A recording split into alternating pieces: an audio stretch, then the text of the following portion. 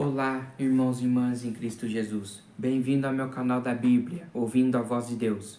Eu venho aqui gravar para vocês mais um vídeo aqui no meu canal. E hoje é a série O Grande Conflito, capítulo 17, A Promessa. Antes de eu relatar essa história, eu preciso da ajuda de vocês para se inscreverem no meu canal da Bíblia, ouvindo a voz de Deus, deixar o seu like, ativar o sininho das notificações e compartilhar o meu vídeo para maior número de pessoas. Eu preciso da ajuda de vocês. É grátis. Não vai cobrar nada. Vocês se inscrever, ativar os sininhos e compartilhar o vídeo. É tudo grátis. Então vamos aqui para o relato do capítulo 17 do Grande Conflito, a Promessa. A promessa da segunda vinda de Cristo para completar a grande obra da redenção é o principal tema das Sagradas Escrituras. Desde que Adão e Eva saíram do jardim do Éden, os filhos da fé aguardam a vinda do prometido, que os levará novamente ao paraíso perdido. Enoque, a sétima geração desde o que vieram no Éden, que andou com Deus por 3 séculos, declarou: Vejam, o Senhor vem com milhares e milhares de seus santos para julgar a todos. Na noite de seu sofrimento, Jó exclamou: Eu sei que o meu Redentor vive e que no fim se levantará sobre a terra. Verei a Deus, eu verei com meus próprios olhos, eu mesmo e não outro. Os poetas e profetas da Bíblia escreveram acerca da vinda de Cristo em palavras cheias de fogo. Regozijem-se, ó céus, exulte a terra diante do Senhor, porque ele vem julgar a terra. Julgará o mundo com justiça e os povos com sua fidelidade. Isaías disse: Este é o nosso Deus, nós confiamos nele, e ele nos salvou. Este é o Senhor, nós confiamos nele, exultemos e alegremo-nos, pois ele nos salvou. O Salvador consolou seus discípulos com a certeza de que voltaria. Na casa de meu pai há muitos aposentos. Vou preparar-lhes lugar, e se eu for, voltarei e os levarei para mim. Quando o Filho do Homem vier em sua glória, com todos os anjos, assentar-se-á em seu trono na glória celestial. Todas as nações serão reunidas diante dele. Anjos repetiram para os discípulos a promessa do retorno de Cristo. Galileus, por que vocês estão olhando para o céu? Este mesmo Jesus que dentre vós foi elevado aos céus, voltará da mesma forma como viram subir. Paulo testemunhou: Pois dada a ordem com a voz do arcanjo e ressoar a trombeta de Deus, o próprio Senhor descerá dos céus. João, o profeta de Patmos, disse: Eis que ele vem com as nuvens e todo o olho verá. Então o longo domínio do mal será quebrado. O reino do mundo se tornará de nosso Senhor e do seu Cristo, e ele reinará para todo sempre. O soberano, o Senhor, fará nascer a justiça e o louvor diante de todas as nações. Então o reino de paz do Messias será fundado. O Senhor consolará Sião e olhará com a compaixão para todas as ruínas dela. Ele tornará seus desertos como um Éden, seus ermos como o jardim do Senhor. Em todas as eras, a vinda do Senhor tem sido a esperança de seus verdadeiros seguidores. Em meio ao sofrimento e à perseguição, a gloriosa manifestação de nosso grande Deus e Salvador, Jesus Cristo, era a sua bendita esperança. Paulo falou sobre a ressurreição que acontecerá por ocasião do advento do Salvador, quando os mortos em Cristo se levantarão e serão levados com os vivos para se encontrar com o Senhor no ar. E assim diz ele: estaremos com o Senhor para sempre. Console-se uns aos outros com essas palavras. Em Patmos, João, discípulo amado, ouviu a promessa: sim, venho em breve. Em sua resposta é a oração da igreja: Amém, vem Senhor Jesus. No calabouço, na fogueira e na força, onde cristãos fiéis e mártires testemunharam da verdade. Ecoa pelos séculos a expressão de sua fé e esperança. Um desses cristãos disse: tendo a certeza da ressurreição pessoal de Cristo, consequentemente, na nossa ressurreição por ocasião de sua vinda, eles por esse motivo desprezavam a morte, estavam acima dela. Os valdenses nutriram a fé de Wycliffe, Lutero, Calvino, Knox, Reader e Barter. Olhavam com fé para a vinda do Senhor.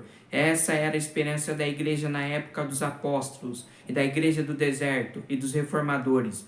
A profecia não só prediz o modo e o propósito da segunda vinda de Cristo, como também nos diz como podemos saber que esse dia está próximo. Haverá sinais no sol, na lua e nas estrelas. O sol escurecerá e a lua não dará a sua luz. As estrelas cairão do céu e os poderes celestes serão abalados. Então se verá o Filho do Homem vindo nas nuvens com grande poder e glória. Foi assim que João, o profeta, descreveu o primeiro dos sinais que antecedem o segundo advento. Houve um grande terremoto. O sol ficou escuro como tecido de crina negra. Toda a lua tornou-se vermelha com sangue. Essa profecia se cumpriu em 1755, não mais terrível terremoto já registrado, conhecido como terremoto de Lisboa, atingiu a Europa, a África e a América. Pessoas o sentiram na Groenlândia, nas Antilhas, na Ilha da Madeira, Noruega, Suécia, Grã-Bretanha, Irlanda. Abrangeu uma área de no mínimo 10 milhões de quilômetros quadrados.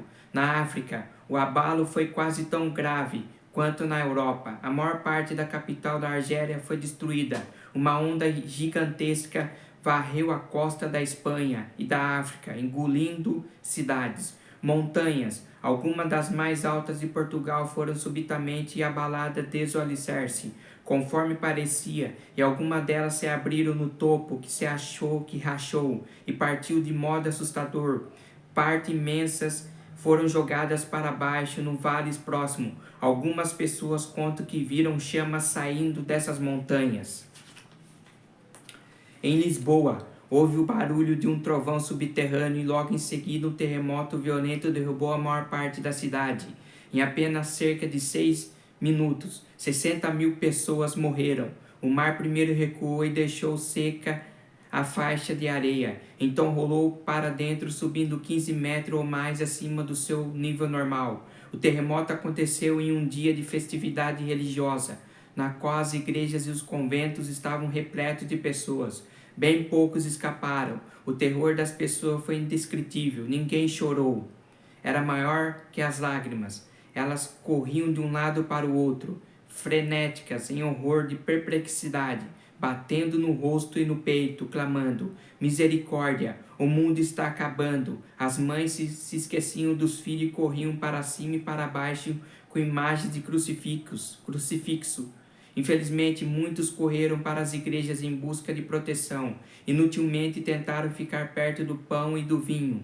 Em vão, os pobres criaturas abraçaram os altares, imagens. Padre e a população foram enterrados na mesma ruína comum.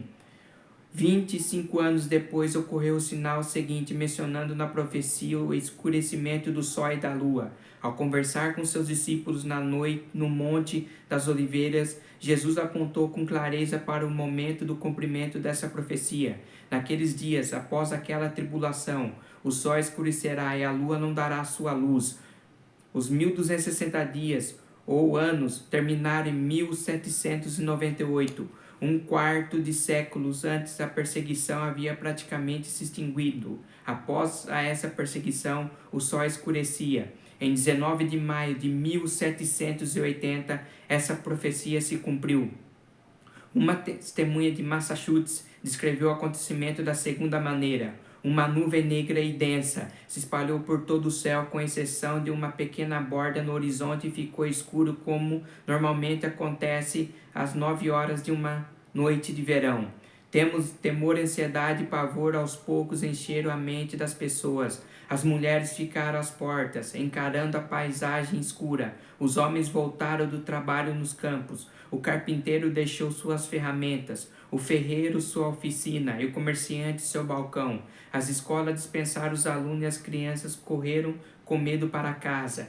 Viajantes pediram abrigo na fazenda mais próxima. O que vem em seguida? Era pergunta em cada lábio e coração. Parecia que um furacão estava prestes a assolar a terra, o que havia chegado o dia do juízo ou o fim de todas as coisas. As pessoas acenderam velas e fogo das lareiras queimavam com tanto brilho quanto em uma noite de outono sem luar. As aves voaram para os poleiros e o gado se reuniu e se abaixou no pasto. Sapos coachavam, pássaros cantavam suas músicas noturnas e morcegos voavam. Mas os seres humanos sabiam que a noite ainda não havia chegado. Congregações se reuniram em muitos lugares. Os textos dos sermões, improvisados em todos os lugares, eram aqueles que pareciam mostrar que as trevas eram o cumprimento de uma profecia bíblica. A escuridão alcançou densidade máxima pouco depois de 11 horas da manhã. Na maior parte do país ficou tão escuro durante o dia que as pessoas não sabiam dizer que horas eram olhando em um relógio, de parede ou de pulso. Não conseguiam comer nem fazer as tarefas domésticas, sem a luz de velas. Quando a noite chegou, sua escuridão foi tão estranha e aterrorizante quanto as trevas do dia. Embora fosse quase lua cheia, nenhum objeto ficava visível, sem auxílio da luz artificial. Quando as pessoas viam essas luzes nas casas vizinhas e em outros lugares à distância, era como se estivessem contemplando uma espécie de escuridão extrema, que parecia não deixar passar claridade, quase nenhuma. Se todos os corpos celestes do universo tivessem sido envoltos em cortinas espessas que não deixam luz passar ou se extinguindo por completo, as trevas não teriam sido mais completas. Quando passou de meia-noite, a escuridão desapareceu, e a lua, ao ficar visível pela primeira vez, tinha aparência de sangue. 19 de maio de 1780 entrou para a história como o dia escuro. Desde os tempos de Moisés, não foi registrada nenhuma escuridão semelhante em densidade, extensão e duração. A descrição das testemunhas ecoa as palavras do profeta Joel, registradas em 2500 anos antes. O sol se tornará em trevas e a lua em sangue, antes que venha um grande e temível dia do Senhor. Cristo disse: quando começarem a acontecer essas coisas, levantem-se e ergam a cabeça, porque está próxima a redenção de vocês. Ele mostrou a seus seguidores as árvores com flor da primavera. Quando elas brotam, vocês mesmos percebem e sabem que o verão está próximo. Assim também, quando virem estas coisas acontecendo, saibam que o reino de Deus está próximo. Na igreja, porém, o amor por Cristo e a fé em sua vinda haviam se esfriado. Aqueles que afirmavam ser o povo de Deus estavam cegos para as instruções do Salvador acerca dos sinais de seu aparecimento. Negligenciaram a doutrina do segundo advento, até ela ser em grande medida ignorada e esquecida, em especial nos Estados Unidos. A devoção desgastante por ganhar dinheiro, a corrida em busca de popularidade e poder levaram o povo a adiar para um futuro bem distante o dia solene no qual o mundo conforme o conhecemos irá passar. O Salvador predisse a condição espiritual desprezível dos crentes que predominaria pouco antes de seu segundo advento. O conselho de Cristo para quem vivesse nesse tempo foi: tenham cuidado para não sobrecarregar o coração de vocês de libertinagem, bebedeira e ansiedade da vida. Aquele dia venha sobre vocês inesperadamente. Estejam sempre atentos e orem para que vocês possam escapar de tudo o que está para acontecer. Está em pé diante do Filho do Homem. Era importante alertar as pessoas se prepararem para os acontecimentos solenes ligados ao fechamento da porta da graça. Como é grande o dia do Senhor! Como será terrível! Quem poderá suportá-lo? Quem será capaz de permanecer de pé quando vier aquele que tem olhos tão puros que não suportam ver o mal e não pode tolerar a maldade? Castigarei o mundo por causa de sua maldade, os ímpios pela sua iniquidade. Darei fim à arrogância dos altivos e humilharei o orgulho dos cruéis. Nem a sua prata, nem o seu ouro poderão livrá-los. A riqueza deles será saqueada, suas casas serão demolidas. Com a aproximação do grande dia, a palavra de Deus conclama seu povo a se voltar para ele com arrependimento. O dia do Senhor está chegando, está próximo. Toque a trombeta em Sião, decrete em jejum santo, convoque uma assembleia sagrada. Reúna o povo, consagre a assembleia, junte os anciãos, reúnam as crianças, que os sacerdotes que ministram perante o Senhor chorem entre o pórtico do templo e o altar. Agora, porém, volte-se para mim de todo o coração com jejum, lamento e pranto. Rasguem o coração e não as vestes. Volte-se para o Senhor, o seu Deus, pois ele é misericordioso e compassivo, muito paciente e cheio de amor. Arrepende-se e não envia a desgraça. A fim de preparar um povo para permanecer firme no dia de Deus, uma grande obra de reforma deveria ser feita. Em sua misericórdia, o Senhor estava prestes a enviar uma mensagem para despertar aqueles que afirmam ser o seu povo, e conduzi-lo a se preparar para a vinda de Jesus. Encontramos essa advertência em Apocalipse 14. Ali uma mensagem em 3 partes é representada sendo proclamada por seres celestiais, e seguida imediatamente pela vinda do Filho do Homem para colher a safra da terra.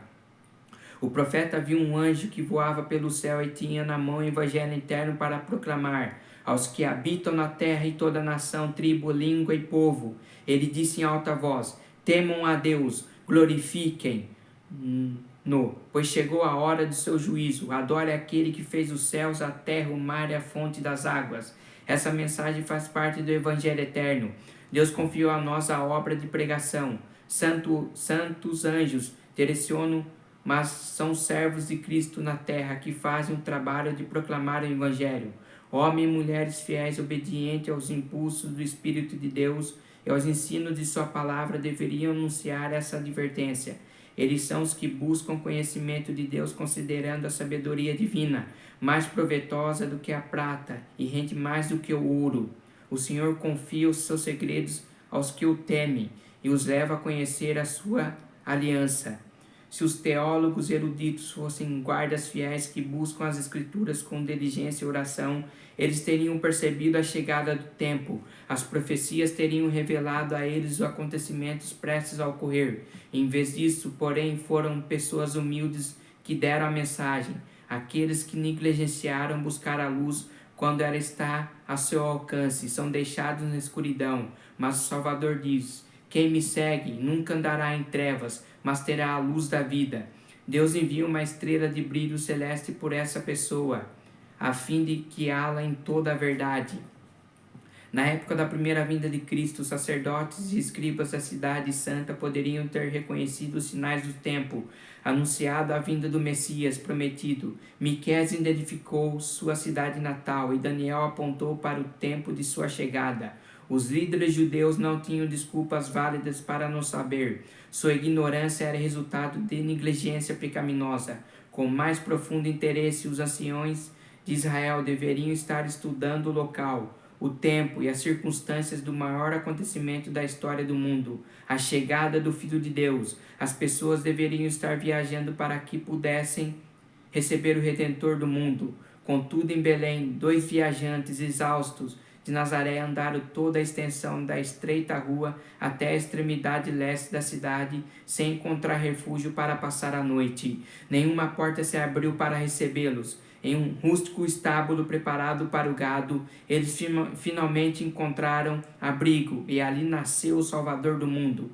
Deus designou anjos para levar as alegres novas àqueles que já estavam prontos para recebê-las, que as contariam com alegria aos outros. Cristo havia descido para assumir a natureza humana, a fim de suportar a agonia infinita, enquanto se fazia oferta pelo pecado. No entanto, os anjos queriam que o Filho do Altíssimo, mesmo em sua humilhação, aparecesse perante o mundo com dignidade e glória, compatíveis com seu caráter. Os poderosos da terra se reuniram na capital de Israel para saudar sua chegada. Anjos o apresentariam para aqueles que estivessem aguardando sua chegada. Um anjo visitou a terra, a fim de ver quem estava preparado para dar as boas-vindas a Jesus, mas não viu voz de louvor agradecendo, porque o tempo da vinda do Messias havia chegado. O anjo pairou sobre a cidade escolhida, sobre o templo, onde a presença de Deus aparecera por elas. Mas até ali encontrou a mesma indiferença.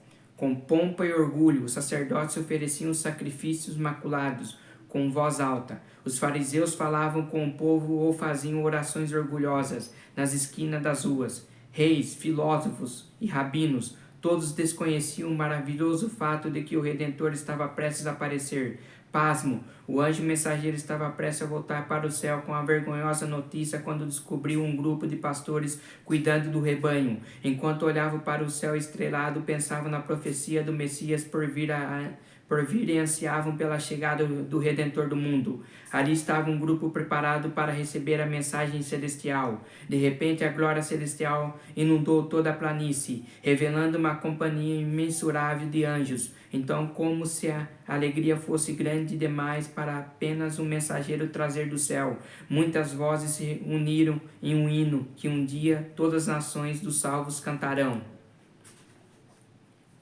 Glória a Deus nas alturas e paz na terra aos homens, aos quais ele concede a seu favor. Que lição há nessa maravilhosa história de Belém? Como repreende nossa descrença, nosso orgulho e nossa autossuficiência, como nos ensina a vigiar para que também não falhemos em reconhecer os sinais dos tempos e perder da mesma maneira nossa hora de oportunidade. Não foi somente em meio aos humildes pastores que os anjos encontraram pessoas aguardando a chegada do Messias. Em terras pagãs também haviam aqueles que o buscavam, homens ricos, nobres, sábios, os filósofos do Oriente. Nas escrituras hebraicas haviam aprendido sobre a estrela que se levantaria de Jacó. Aguardaram com expectativa a chegada daquele que seria não só a consolação de Israel, mas também luz para a revelação aos gentios, luz para a salvação até os confins da terra. A estrela enviada pelo céu guiou os estranhos gentios até o local do nascimento do recém-nascido rei. E aos que aguardavam ansiosamente que Cristo aparecerá a segunda vez, não para tirar o pecado, mas para trazer salvação.